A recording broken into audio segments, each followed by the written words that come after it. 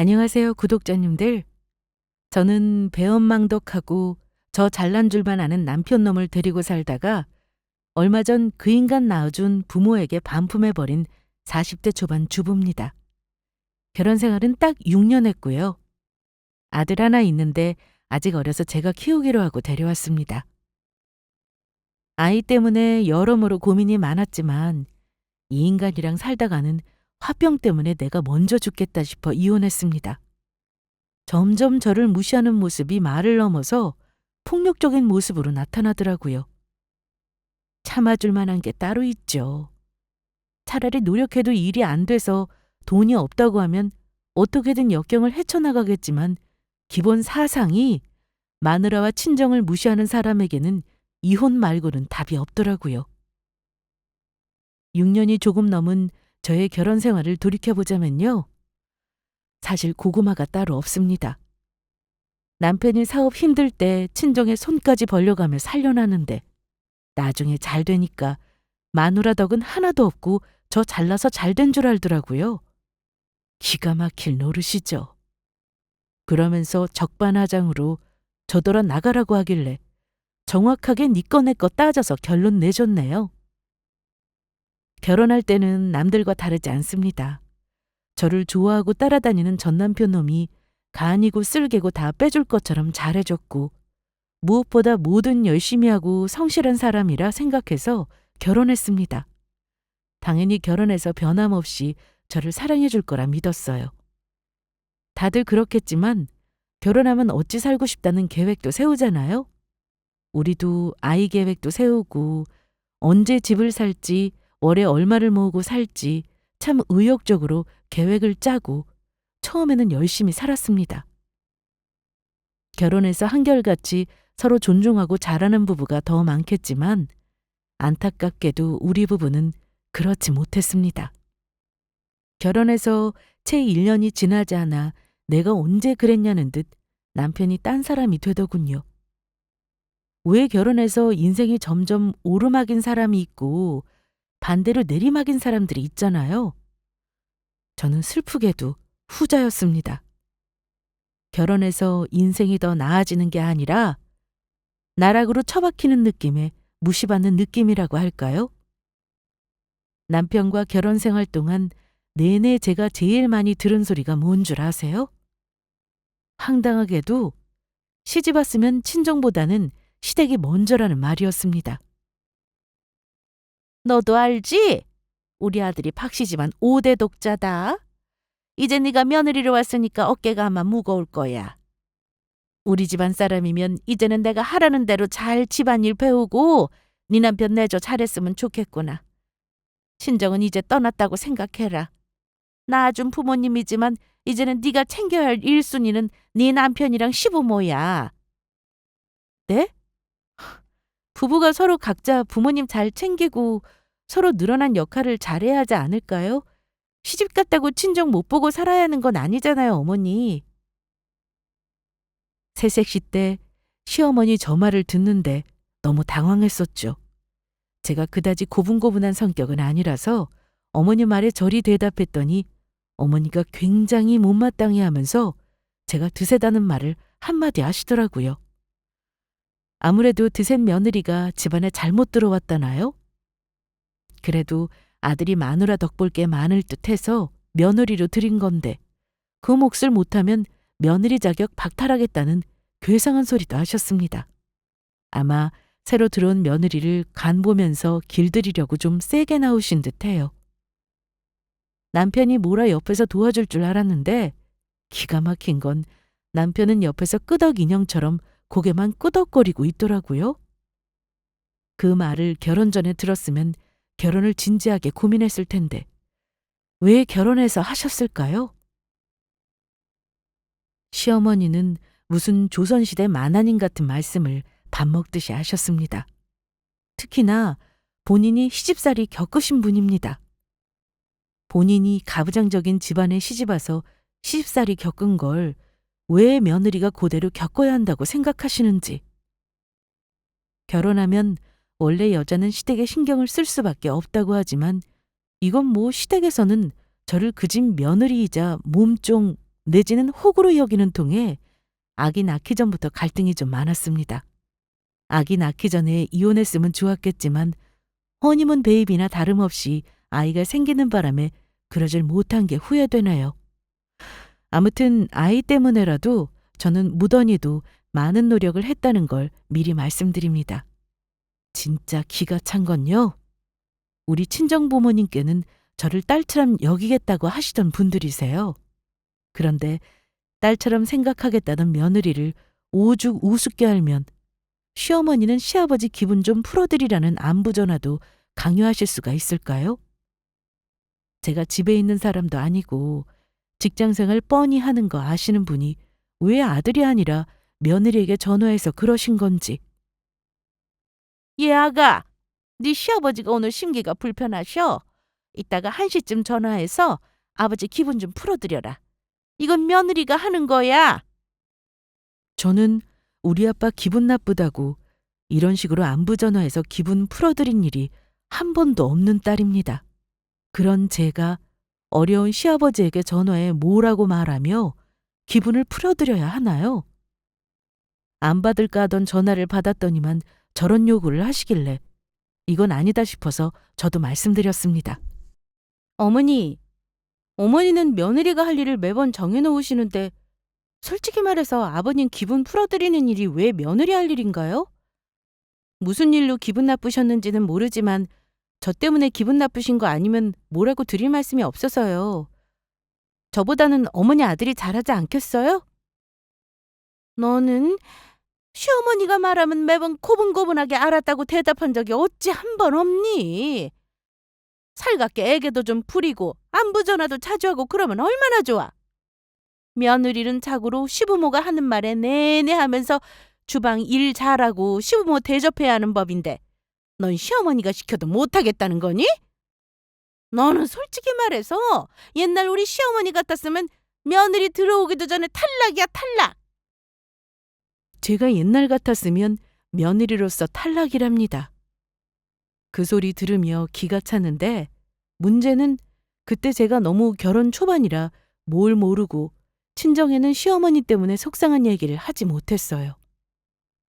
우리 친정 부모님이 저 결혼한다고 했을 때 사실은 결혼 나중에 하라고 절 말리셨었는데 내가 결혼 생활 힘들다고 하면 부모님 가슴에 대못 박는 꼴이잖아요. 그래서 아이 낳고 기르면서 별꼴 다 당하면서도 참았습니다. 저건 아무것도 아니에요. 시부모님은 두 분 다 굉장히 가부장적이고 조선시대 마인드가 너무 커서 며느리 하대하는 건 기본이고 제가 고분고분하게 굴지 않으면 남편에게 전화해서 제가 한 말대꾸를 5배, 10배는 더 부풀려 말하곤 했습니다. 그럴 때 남편이 중간 역할을 잘해줬으면 얼마나 좋았을까요? 남편은 머리가 그다지 좋지 않고 살아보니 사회 지능도 떨어지는 사람이라 시어머니가 며느리 욕을 하면 고지곳대로 듣고 저를 나무라는 통에 매번 싸움이 되었습니다.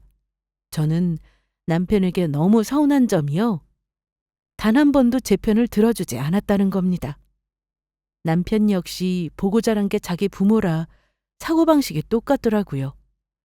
특히나 자기가 저보다 경제활동에 있어서 우위에 있다는 점이 더 큰 소리치게 만드는 요인이었던 것 같아요. 이런 말을 참 수시로 하는 사람이었으니까요. 당신은 왜 매번 분란을 만들어?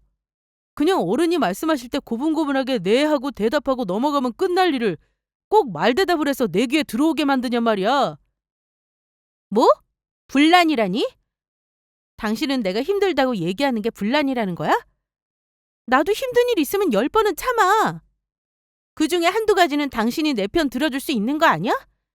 내 선에서 어머니 감당이 안 되니까 나도 당신한테 부탁하는 거잖아. 당신이 이러면 나는 누구한테 기대고 살아? 내가 무슨 내 명부 챙기는 중전이냐? 나 바깥일로 힘든 사람이야. 당신이 이만큼 누리고 사는 게 그냥 얻어지는 건 줄 알아? 천만의 말씀. 내가 이만큼 벌어오니까 가능한 거야. 당신이 할 역할은 좀 똑바로 해줘. 그래야 나도 밖에서 일이 잘 되지. 그래서 당신은 내 편이 안 돼주겠다는 거구나. 당신도 어쩔 수 없네. 당신 어머니나 당신이나 다 똑같아. 결혼할 때 우리 부모님 덕에 자가로 집도 가지고 시작한 건 생각 안 해? 내가 분명히 말하는데 당신 목소리 내려거든 우리 집에서 이만큼 해준 거 똑같이 당신이 뱉어내든가 아님 보태고 말해. 사람이 얼마나 찌질하면 저리 말할 수 있는 걸까요? 시어머니가 해줬다는 그 잘난 집이요? 처음에는 대출 없이 시가 3억 중반대 아파트 사주신 건 맞습니다. 하지만 그 아파트요. 남편이 사업 자금으로 해야 한다고 바로 담보 잡혀서 대출 뽑아먹었어요. 아마 70% 한도까지 전부 대출받은 걸로 압니다. 내 명의가 아니었지만 이건 남편이 명백히 저에게 상의 없이 사고친 겁니다. 심지어 대출이자 갚을 때는 저랑 같이 갚자고 개소리를 하더라고요. 부부는 공동 경제잖아. 당신도 돈 버는데 같이 사는 집 대출은 같이 갚는 게 맞지. 내 이번 달은 허덕거리고 있으니까 당신이 같이 좀 내야겠다. 당신은 매달 꼬박꼬박 들어오는 월급이니까 그 정도 지출 정도는 유동성 있게 감당 가능하지? 아니, 당신 정말 웃기는 사람이다. 이 집 당신 명의라고 나랑 상의 없이 당신이 마음대로 대출받은 거 아니었어? 그럼 당신이 혼자 갚아야지. 나한테 생활비를 주는 것도 아니고 둘이 같이 반반씩 생활비 부담하자며? 각자 내는 건 알아서 하자 그래놓고 뭐? 대출을 같이 갚아? 그래서 당신은 모른 척 하겠다는 거야? 당신 다른 집 한번 봐. 우리 집처럼 와이프가 아무것도 안 해와도 괜찮다는 시댁이 있는 줄 알아? 그럼 결혼해서라도 당신이 역할을 해줘야지. 나 몰라라 하겠다? 앞으로 아주 철저하게 너는 너 나는 나 해보자 이거야? 저는 남편이 너무 괘씸했습니다. 이게 왜 개소리인지는 조금 후에 다시 말씀드릴게요. 남편이 저보다 버는 돈이 적지도 않아요. 남편은 사업을 했고 저는 많지 않은 월급이지만 안정적인 직장에 다니다 보니 가계 경제는 그리 나쁘지 않았어요. 적어도 아이 낳기 전까지는 그랬습니다. 저 다니는 직장은 여자치고는 든든한 편이고 정년이 보장되는 직업입니다. 솔직히 남편이 사업하니까 돈을 잘 버는 건 맞아요. 하지만 그만큼 나가는 돈도 많긴 했어요. 그런데 아이 낳고 나서 사업이 조금 힘들 때도 있었는지 저 모르게 자꾸만 야금야금 대출이 늘어나더라고요. 저는 남편이 매번 저에게 상의도 하지 않고 자기 마음대로 대출받고 저지르고 와서는 같이 갚자고 하는 태도가 너무 싫었습니다. 사실 제가 아무것도 안 해왔다고 하는데 그건 남편 말뿐인 거지 저 빈손으로 시집 온 사람 아닙니다. 굳이 비교하자면 시댁보다는 친정이 잘 사는 편이에요. 시댁에서 집을 해주셨지만 그 집에 있는 대출 1억 5천을 제가 갚아주고 들어왔습니다. 그래서 대출이 없었던 겁니다. 그런데 결혼 후 명의를 공동명의로 해주겠다면서 차일피일 미루기만 했어요. 그러다가 공동명의로 해주지도 않고 마음대로 자기 명의일 때 대출을 빼먹었으니 제 입장에서는 너무 화가 나는 상황이었죠. 내가 해온 돈을 남편이 쓰는 거나 마찬가지 아닌가요? 그러면서 저더러 해온 게 없다니요. 기가 막힐 노릇이었습니다. 그래서 남편이 같이 집 대출 갚자고 하는 말에 저는 꿈쩍도 안 했습니다. 그러다가 남편이 하도 힘들게 조르길래 같이 갚는 조건으로 집 명의를 아예 저한테 넘기라고 했습니다. 남편이 안 해줄 거라고 생각했는데 당장 내야 하는 다음 달 이자가 싫으니 명의를 저에게 넘겨주더라고요. 당분간 시어머니에게는 대출 사실과 명의 이전한 건 숨기기로 합의했고요. 시집 와서 안 거지만 시댁에는 빚도 많아요. 결혼해서 놀란 게 있다면 시가 식구들이 좀 겉으로 보이는 모습을 중시하는 경향이 있는지 집도 차도 다 좋아 보이는데 알고 보면 빚이 절반 이상인 점이었습니다. 반면 우리 친정은 검소해 보여도 부모님 두 분 다 연금 생활자시고 대출 하나 없으신 데다 그야말로 내실 있는 노후를 보내는 분들이세요. 우리 친정에 비하면 시댁은 한마디로 허세만 있지 알맹이는 텅 빈 그런 집안이랄까요? 저 아이 낳고 나서 친정에서 산후조리비 500만 원 다 대주시고 제왕절개 병원비까지 내주시려고 하시길래 남편에게 막 뭐라 했습니다. 남편은 처가에서 돈 내준다는데 왜 하는 표정을 짓더라고요. 황당했던 제가 남편에게 지랄해서 결국 병원비는 남편이 결제했고요. 시댁에서는 아들 하신 소원 푸셨다고 하시면서 수고했다 입만 터실 뿐 전화 우리 아가한테 해주신 거요? 하나도 없습니다. 아, 하나 있네요. 아기 내복이요. 그것 말고는 뭐 현금 10만 원도 받은 기억이 없네요. 아이 낳고 기르면서 그나마 시댁에서 오라가라 안 해서 다행이긴 했습니다. 시어머니가 또 손주는 예뻐하시긴 해도 아이를 봐주시겠다는 분은 아니셨거든요. 제가 일을 해야 하니 엄마가 아이를 봐주셨고 저도 아이 육아하랴 직장 생활하랴 하루가 어찌 가는지도 모르게 정신없이 살았습니다. 매일 생활에 허덕이며 살다 보니까 남편과 대화도 없어지고 뭔가 부부 사이도 대면대면해지는 겁니다. 아이 키우면서 살다 보면 다들 이렇게 살겠지 생각했고 남편 일 잘 되고 나 별탈 없이 직장 생활하니 무탈하다 싶었습니다. 의도한 건 아니지만 우리 아이 봐주는 친정 부모님 덕분에 시댁에서 저에게 며느리 돌이니 뭐니 강요하는 일도 예전보다는 확 줄어서 거리를 두게 되니 살만하기도 했습니다. 그리고 신혼 때 치열하게 다 싸웠나 싶게 싸움도 덜했어요. 물론 내 쪽에서 포기한 부분도 없지 않아 있었지만 그나마 제가 남편을 봐주고 산 건 그래도 우리 친정 부모님 앞에서는 둘이 싸움 티 내지 않고 사위 노릇을 했다는 점입니다. 뭐 대단히 우리 부모님에게 잘했다고 할 수는 없지만요. 그래도 우리 부모님 생신 때 자기 부모님에게 하는 것만큼 챙기고 아이 봐주는 엄마에게 감사하다고 하며 용돈 두둑히 드리니 뭘 더 바라겠나 마음속으로 생각했고요. 다만 한 가지 공교로운 점은 하필 우리 엄마 생신과 시어머니 생신이 같은 날이라는 점이었는데요. 결혼 전부터 남편이 말하기로는 시어머니는 음력 생신을 챙긴다기에 날짜 겹칠 일은 없겠구나 했습니다. 너희 친정엄마랑 나랑 생일이 같다고? 어머, 뭐 이런 우연이 다 있다니? 그러게요. 저도 신기해요, 어머니. 근데 어머님은 음력 생신 따진다고 그이가 겹칠 일은 없다고 하던데요? 너는 엄마 생신 때 주로 뭐 해드렸니? 너네 집은 엄마가 딸이 셋이나 있어서 공주 대접 받으셨겠네? 뭐 주로 여행을 자주 갔어요.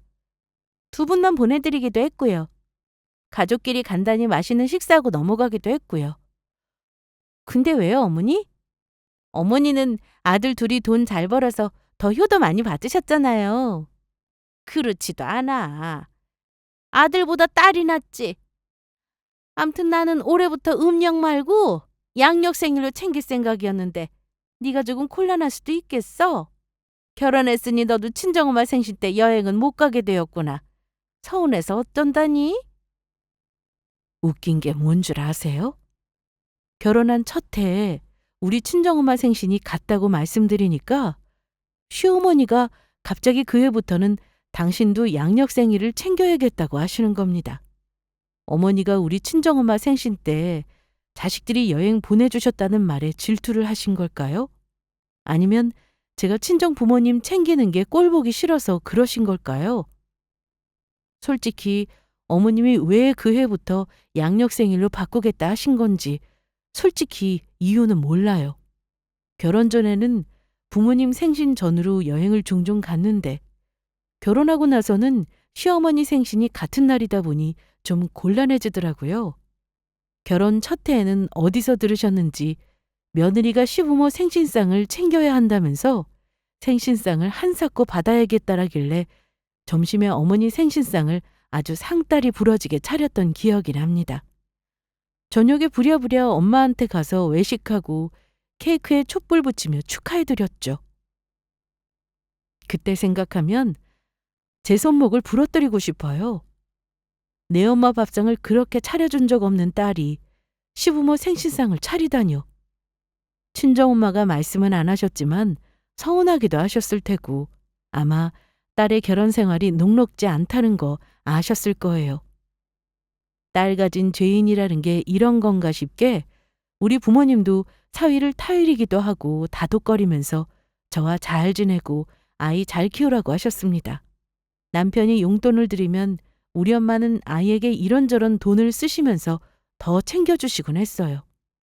어쨌든 매년 시어머니와 친정엄마 생신 때는 마치 챙겨놓은 규칙처럼 시부모님을 먼저 챙기고 늘 우리 부모님은 저녁 늦은 시간에 가서 겨우 식사만 하곤 했습니다.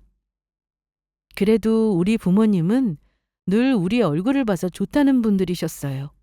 그리고 같은 날 생일 챙기는 일이 힘들다며 이듬해부터는 엄마 생신은 당일에 챙겨드리기보다는 조금 미리 챙겨드리곤 했습니다. 그때그때 융통성 있게 양가 부모님 챙겨드렸다고 하는 게 맞겠네요. 그래도 남편이 우리 부모님 두 분 여행을 보내드리기도 했고 잘하는 편이었기 때문에 살면서 서운한 점이 있어도 그냥 넘어가게 되고 어찌어찌 사라지더라고요. 사실 그런 게 결혼 생활이죠. 하지만 인생이라는 게 내 기대와 바람대로만 흘러가지는 않는 법이죠. 사실 그즈음 남편이 하는 사업이 좀 힘들었어요. 공동으로 내는 생활비도 자꾸 못 낸다고 하기 일쑤였고 퇴근 이후에도 전화 오는 일이 많았는데 얼핏 들어도 내용이 좀 심상치가 않았습니다. 대부분 채권자들이 거는 전화인지 남편이 언제 돈을 마련하겠다는 대답을 하더군요. 원래 남편은 자기 버는 돈을 포함 바깥일 얘기는 잘 안 하는 사람이라 제가 한동안 지켜보다가 불안한 마음에 남편에게 조심스레 물었습니다. 당신 혹시 요 근래에 일이 잘 안 되는 거야? 대체 무슨 일이길래 집에 와서도 전화에 시달리고 몇 달째 생활비도 안 주는 건데? 하지만 남편은 한숨만 쉴 뿐 자세히 말해주려 하지 않았습니다. 저도 눈치가 있는데 뭔가 문제가 있다는 걸 왜 모르겠습니까? 당신 돈 문제 있는 것 같던데 맞지? 정말 아니었다면 펄쩍 뛰며 부인했을 사람인데 어쩐지 묵묵부답이더라고요. 뭔가 안 좋은 예감에 저도 가슴이 철렁했습니다. 뭔데 말을 안 하고 사람 불안하게 해. 나중에 일 커질 대로 커져서 수습 못하게 만들지 말고 지금 말해. 저는 남편을 다그쳤는데요. 남편도 힘들었는지 마지못해 얘기를 하더라고요. 그게 사실 몇 달 전부터 사업이 좀 힘든 상황이야. 매출도 반토막인데 나아질 기미는 안 보이고 골치 아파 죽겠다. 직원들 월급은 줘야 하니까 대출해서라도 이리저리 돌려막고 있긴 해. 더 이상 대출도 안 나와서 지인들 돈을 좀 빌렸거든? 자기 돈 떼어먹을까 봐 전화하고 그러는 거지 뭐. 당신 걱정하지 마. 지금 고비만 넘기면 괜찮을 거야. 내가 뭐 하루 이틀 위기 겪은 사람이야. 다 지나가게 돼 있어. 그걸 말이라고 해? 지인들 돈이라니. 그건 사채나 다름없잖아. 대체 빌린 돈이 얼만데. 이번 위기만 해결하면 정말 당신 사업 문제 없는 건 맞아? 저는 불안한 마음에 남편에게 다소 격앙된 목소리로 물었습니다. 그랬더니 이 인간이요. 괜찮다고 해도 모자랄 판에 다 죽어가는 목소리로 엉뚱한 소리를 내는 겁니다. 여보, 그럼 당신이 장모님께 부탁드려서 돈 좀 해달라고 하면 안 될까? 장모님은 여유 좀 있으시잖아. 사위가 힘들다 그러면 아마 도와주실 거야. 내 입으로는 죽어도 말 못하겠다. 자존심 상해서 죽어도 이런 부탁 안 하려고 했는데 내가 망하면 안 되잖냐, 여보. 내가 잘못되면 우리 부모님도 그렇고 당신도 그렇고 다 우스운 사람 되는 거라니까? 그 정도로 힘든 상황인 거야? 그럼 돈을 여기저기 빌리기 전에 나한테 언질이라도 했어야지. 모르겠다 진짜. 도대체 필요한 돈이 얼마 정도인데? 그게 당장은 한 2억 정도? 일단 그 정도면 나 급한 불 끄고 당장 맡겼던 자금도 좀 돌아갈 것 같아. 나머지는 내가 죽이 되든 밥이 되든 알아서 해볼게. 그 정도만 도와달라고 부탁 좀 해주라. 웃기는 소리 그만해. 우리 부모님이 아니라 당신 부모님한테 먼저 말하는 게 순서야. 왜 당연하게 우리 부모님에게 손을 벌려? 그랬더니만 이미 자기 부모님은 해줄 만큼 해줘서 더 이상은 말을 못하겠다고 하더라고요. 저는 우리 부모님이 돈을 해주면 왠지 그 돈을 돌려받지 못할 것 같은 느낌이 들었습니다. 그래서 절대로 안 된다고 끝까지 거절했어요. 그랬더니 그 인간은 몇 날 며칠을 저와 말도 안 섞더라고요. 하지만 저도 남편이 망해간다는데 신경이 당연히 쓰일 수밖에요. 고민 끝에 친정에 찾아가 남편의 상황을 말씀드렸습니다. 친정에 남편 사업자금이나 달라고 하는 불효하는 딸이 바로 저였네요. 결국 저는 남편의 위기를 해결하려고 부모님께 돈을 부탁했습니다. 남편이 말한 돈 전부를 빌려달라고 하지는 못했어요. 제가 얼마나 힘들게 말을 꺼낸 건지 부모님은 눈치를 채시고는 저에게 이렇게 말씀하셨습니다. 사람이 믿을 구석이 있으면 자꾸 손을 벌리는 법이야. 우리가 김서방 도와주면 1번이 2번 되고 3번이 4번 된다고 할 거다. 그러니까 우리가 빌려줬다고 하지 말고 몰래 모아놓은 비상금이 있었다고 해라. 아빠, 누가 빌려주었는지 알아야 고맙다고 하고 돈을 잘 갚지. 박서방이 내 돈이라고 하면 절대로 갚기는 하겠어요? 그러니까 빌려주고 나서 차용증 쓰고 공증도 받아놔. 안 갚을 경우 어찌하겠다는 대비책도 기재해서 공증받아 놓으면 되지. 박서방이 잘하면 공증받은 차용증 써먹을 일 없을 거다. 그리고 박서방 주로 거래처가 어디라고 했지? 마침 내가 아는 사장 중에 그쪽 관련 일하는 사람이 많으니까 수소문해서 박서방 회사 제품 홍보해 놓으마.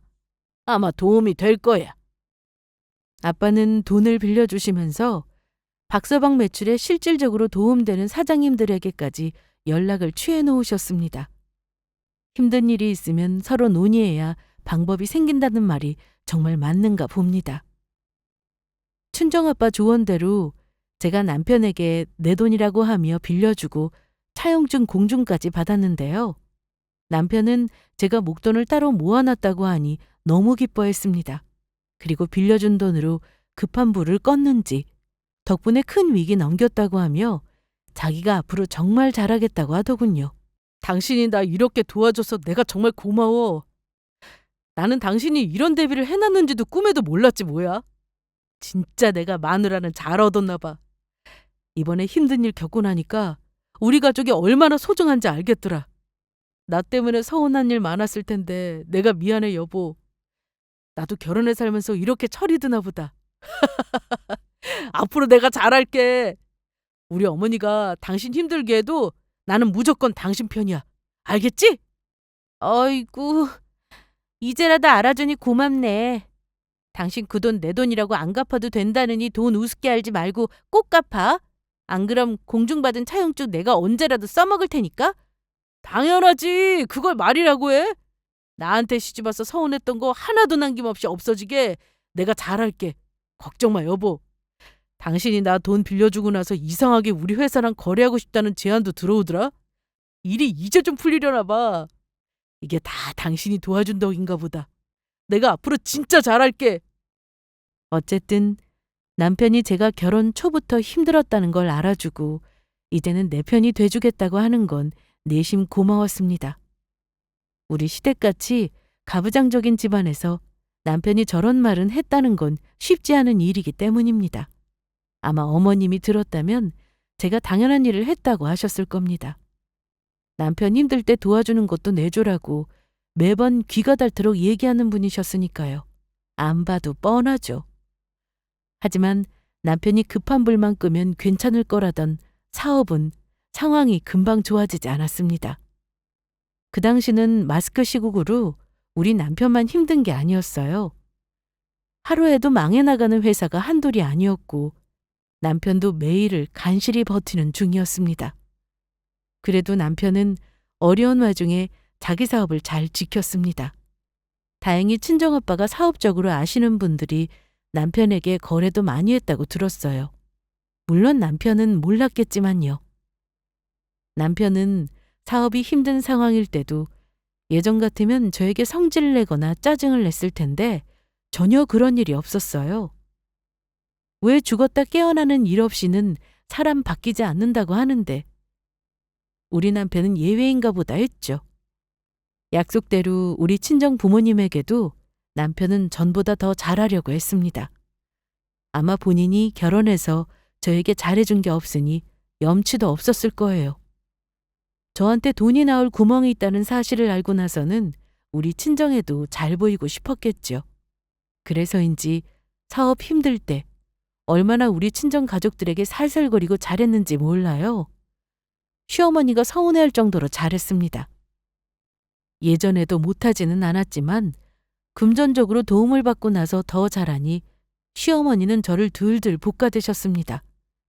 가뜩이나 친정 가는 것도 눈꼴시어하고 생일도 같은 날짜에 먼저 챙겨받는 분이 아들까지 우리 친정에 잘하니까 싫으셨나 봐요. 혹여 우리가 아이 봐달라고 육아불똥 튈까 봐 예전만큼 오라가라 소리는 안 하셨지만 어머니는 역시나 시어머니셨습니다. 너는 대체 친정에다가 꿀을 발라놓은 게냐? 엎어지면 코 다울 친정에 주말까지 우리 아들을 데려가서 꼭 사위 노릇을 시켜야겠어? 어머니, 지훈 아빠 우리 친정 가면 사위 노릇이 아니라 사위 대접받고 와요. 전화 시댁에 와서 이렇게 일하는 거죠. 남편이 저처럼 우리 친정 가서 설거지를 하겠어요? 밥을 차리겠어요? 말이나 못하면 너는 꼭 시어미가 얘기하면 그냥 넘어가는 법이 없니? 우리 엄마 생신 때는 꼭 당신 먼저 챙김 받으려고 하시고 명절에 시댁에서 할 거 다 하고 친정에 간다는데도 그렇게나 싫은 소리를 많이 하셨습니다.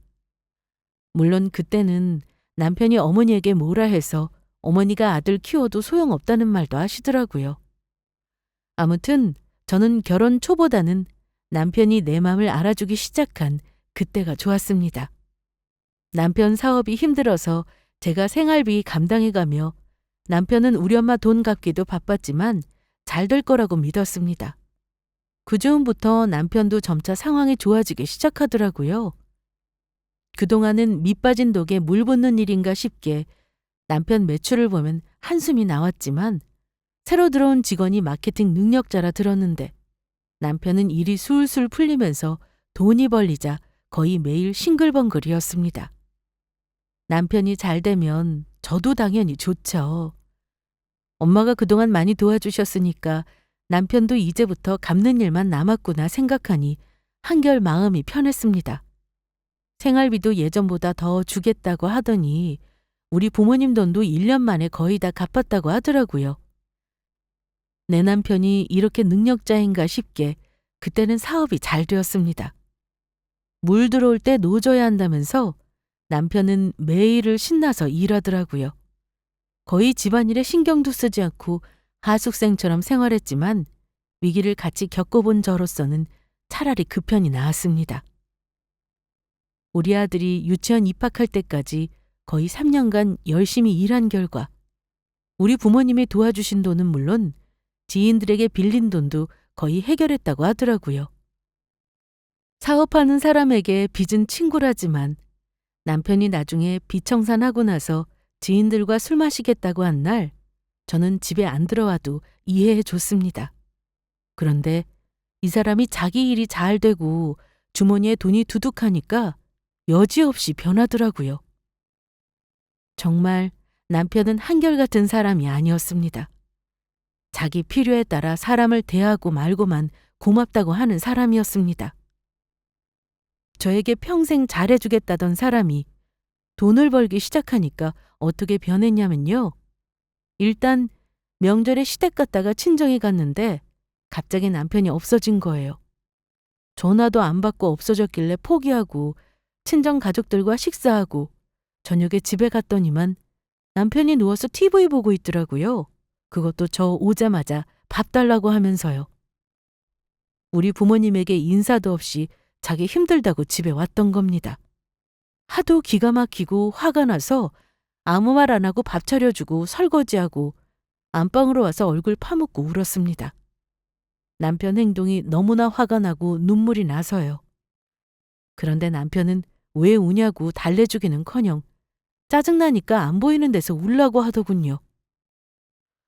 저는 결혼해서 맞벌이 하면서도 시댁의 경조사건 시어머니 병원이건 모든 시댁 일은 다 도맡아 해왔고 남편 놈은 가만히 앉아서 효자 노릇하고 살았습니다. 그런데 이제껏 잘하던 사람이 갑자기 친정 일에 전혀 눈꼽만치도 신경 안 쓰는 겁니다. 우리 아빠가 같이 밥 먹자 해도 귀찮다고 안 가고 친정에 행사 있어도 자기는 귀찮고 피곤해서 가기 싫다는 말을 아주 당당하게 했습니다. 심지어는 제가 친정 가는 것도 싫어하는 티를 팍팍 내고 친정에 있다가 조금만 늦으면 막 뭐라고 화를 내기도 했습니다. 그뿐인가요? 돈이 좀 벌린다고 자기 마음대로 차도 바꾸고 골프채도 사고 자기 부모님 차도 바꿔드리면서 돈을 풍덩풍덩 쓰기 시작했습니다. 제가 싫은 소리 하면 저에게 건방진 소리도 하기 시작하더라고요. 그동안 내가 너네 부모님 신경 쓰느라 우리 부모님을 챙겨드리지도 못했잖아. 내가 번 돈으로 쓰는 거니까 상관하지 마. 당신한테 내가 생활비를 안 줬어? 돈을 안 갚았어? 잔소리하지 마라. 말을 왜 그런 식으로 해? 내가 지금 당신이 효도한다고 뭐라 하는 거야? 사람이 힘들 때를 생각해야지. 내가 알아서 하니까 신경 꺼. 아참, 그리고 이번 주 우리 어머니 생신인 거 알지? 당신 이번 생신은 내가 돈 줄 테니까 우리 엄마 상 직접 차려드려. 한동안 매번 외식했잖아. 며느리 도리 좀 해라. 시부모님 생신상 차리는 일이 며느리 도리야? 나는 그런 게 도리인 줄은 몰랐다. 당신 돈 벌더니 사람이 너무 변한 거 아니야? 힘들 때는 나한테 그렇게 잘하겠다고 약속하고 친정 부모님도 챙기던 사람이 잘 나간다고 아나무인으로 나가도 되는 거냐고. 아나무인이라니. 내가 힘들게 사업 일궈서 성공한 거 내가 누리겠다는데. 당신이 도움 준 건 고맙지만 그게 전부는 아니었다 이거야. 남편 말인즉슨 자기가 잘나서 잘 된 거라는 말이었습니다. 기가 막혔지만 더 싸우기 싫은 제가 입을 다물어 버렸죠. 남편 말대로 어머니 생신날이자 우리 엄마 생신이기도 한 그날, 저는 집에서 준비한 음식을 잔뜩 시댁에 싸가지고 가서 생신상을 차렸습니다. 시부모님의 일장 연설을 듣고 아들 자랑과 시댁에 잘하라는 말을 다 듣고 난 후 뭔가 질리는 기분이더라고요. 그날따라 유난히 더 그랬습니다. 저는 이제껏 그랬듯 시댁에서 식사를 마치고 친정에 갈 준비를 했어요. 그런데 그날따라 남편이 엉덩이가 무거운 겁니다. 도대체 갈 생각을 안 하는 거예요. 시간은 5시를 향해 가는데 도무지 갈 생각을 안 하길래 제가 남편에게 빨리 좀 가자고 다그쳤어요. 여보, 엄마가 5시까지는 오라고 했단 말이야. 그래야 예약한 식당이 6시까지는 도착하는데 왜 갈 생각을 안 해?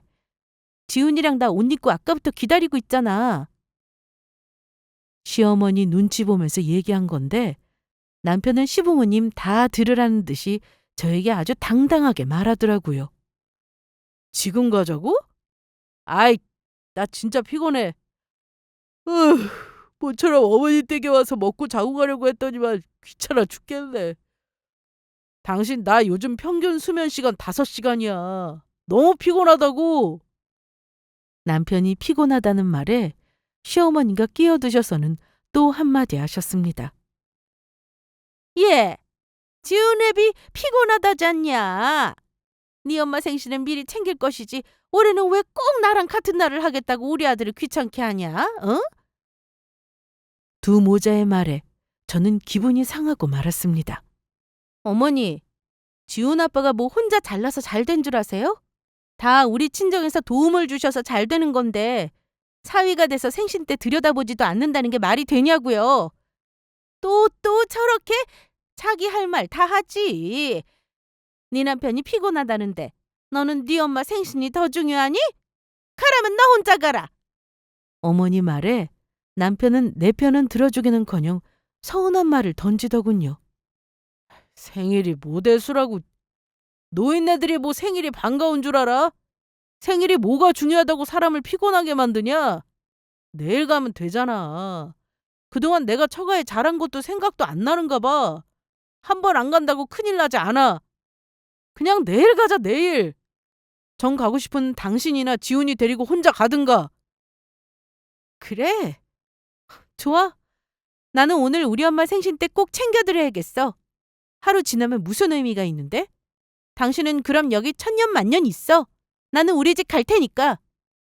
저는 뒤도 돌아보지 않고 우리 아들을 데리고 시댁을 나왔습니다.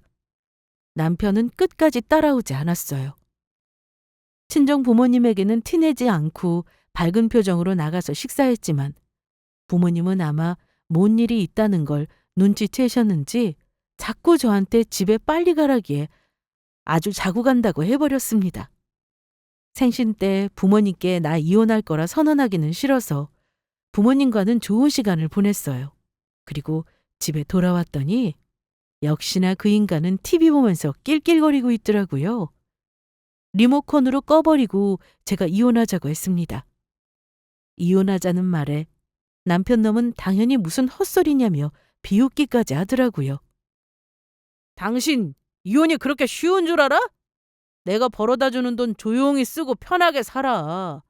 어제 일로 화난다고 시위하지 말고. 나한테는 안 먹히니까 조용히 하고 TV나 켜.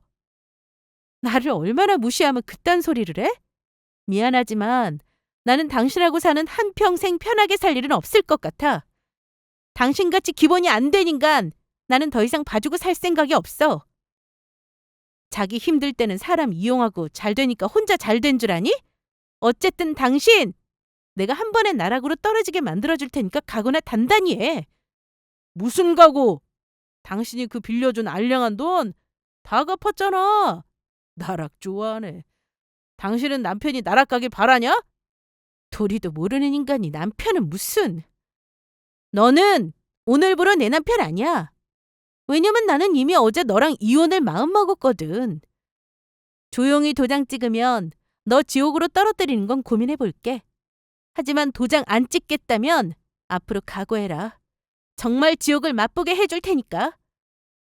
일단 이 집은 네 명이 집이니까 좀 나가줄래? 남편은 기가 막혀 하더군요. 그러더니 무서울 거 없다며 해볼 테면 해보라는 식이었습니다. 자기는 절대로 도장 찍어줄 일이 없다나요? 그래서 저도 불도저처럼 행동했어요. 그날로 양가 부모님께 이혼하겠다고 말씀드렸고 남편 짐도 용달 불러서 시댁으로 모조리 보냈습니다. 그리고 남편이 잘나서 잘된 줄 안 그놈의 사업이요. 친정아빠에게 부탁해서 아빠 도움으로 비밀리에 거래처 붙여준 거 다 떼어버리라고 했습니다. 아빠는 딸 말이니까 당연히 앞뒤 묻지 않고 실행에 바로 옮기셨죠. 그랬더니 정확히 일주일 후에 전화 와서는 저에게 하는 말이요. 무슨 조화를 부렸냐고 묻더군요. 자기가 집 나와 본가로 간 순간부터 일이 꼬이기 시작했고 거래처들이 전부 계약을 안 하겠다고 했다면서요. 그래서 제가 한마디 해줬습니다. 예전에 힘들 때부터 우리 아빠가 인맥 동원해서 당신 먹여 살려준 건데 몰랐지? 돈도 내 돈 아니고 사실 우리 아빠 돈이었어. 근데 딸내미 속상하게 한 이혼하겠다는 사위가 뭐가 이쁘다고 잘 먹고 잘 살게 해주겠냐?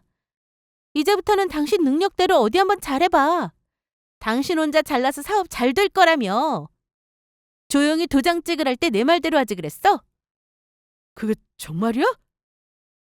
여보, 지금이라도 도장 찍어줄게. 그러니까 서류 가져와. 대신 제발 내 사업만은 건들지 말아주라, 지훈 엄마. 부탁이다. 장인어른께 내가 직접 부탁할게. 제발, 어? 이미 늦었어. 나는 내가 할 일 할 거니까 당신은 당신 할 일을 해. 우리 부부 인연은 여기까지다. 당신하고 산 세월 정말 힘들었고 내리막길 인생이었다는 것만 알아도. 우여곡절 끝에 우리 부부는 협의 이혼과 숙려 기간을 거쳐 이혼하긴 했습니다. 듣기로는 남편 하는 사업은 이혼하고 결국 6개월 만에 말아먹고 본가에 얹혀 산다고 들었습니다. 확실히 알았을 겁니다. 자기가 혼자 잘나서 잘된 사업이 아니라는 걸요. 저는요, 어찌 보면 이혼을 결혼 초부터 고민하면서 살았던 것 같아요. 막상 이혼을 추진할 때는 마음 한번 먹으니 망설임이 없어지더라고요. 저는 이혼 후 4명이 내 집에서 우리 아이와 잘 살고 있어요. 서로 재산 분할 정확하게 하자고 해서 토씨 하나 안 빼고 정확하게 정산하느라 아주 골치가 아팠지만요. 그 인간은 정확하게 재산 분할하자는 말을 나중에 후회했을 겁니다. 저에게 뱉어낼 돈이 자기가 훨씬 많은 줄도 모르고 저는 빌려줬던 돈 이자까지 청구해서 받아냈답니다. 어쨌든 이혼하고 나니까 속 시원하더라고요. 지금이요? 이혼한 지 1년 5개월 차. 아이와 행복하게 지내고 있습니다. 때로는 저같이 치사한 일로 부부 사이가 틀어지기도 한답니다. 결혼 생활은 부부지간의 믿음과 존중이 가장 중요하다는 거 잊지 마시고 저 같은 이혼 경험자가 되지 않게 구독자분들은 부부 사이를 잘 갈고 닦으시길 바랍니다. 저의 이혼 사연은 여기서 마무리하겠습니다. 감사합니다.